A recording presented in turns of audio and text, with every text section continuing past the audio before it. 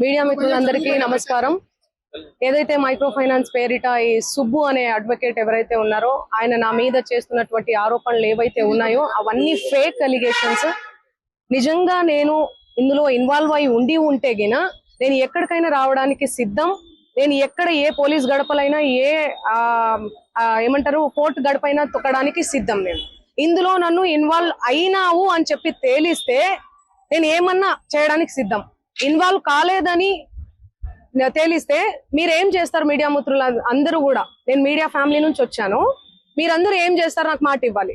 ఆయన ఇవన్నీ తప్పుడు ఎలిగేషన్స్ వేస్తున్నాడు. ఒక బంజారా గిరిజన ఆడబిడ్డ మీద కష్టపడి 14 ఏళ్ల నుంచి ఒక్కొక్క మెట్టు ఎదిగి పోయినటువంటి ఆడబిడ్డ మీద ఆయన ఈ ఫేమస్ కోసం కేవలం బిగ్ బాస్ కి వెళ్ళాలి, శ్రీముఖి అంటే క్రష్, ఫేమ్ అవ్వాలి. ఆయన ఒక భరతనాట్యం డాన్సర్.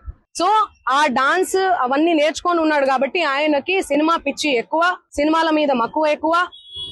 దానివల్ల నా పేరు వాడుకొని ఆయన ఫేమ్ అవ్వాలని చెప్పి ప్రతి ఒక్క మీడియా గడప తొక్కి ప్రతి ఒక్కరికి అడిగి ఇంటర్వ్యూ తీసుకోండి అని చెప్పి లేనిపోని అలిగేషన్స్ అన్ని కూడా నా మీద వేస్తున్నాడు. నిజంగా ఆ బాధితుల్ని చూస్తుంటే నాకే చాలా చాలా బాధ అనిపిస్తుంది.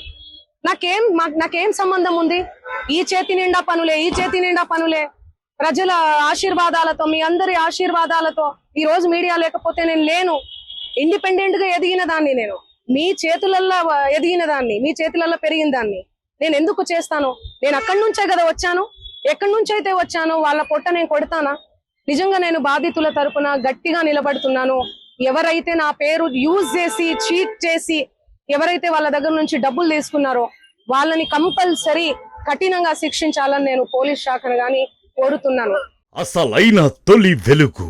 ఫాలో వాట్సాప్ @తొలి వెలుగు అఫీషియల్.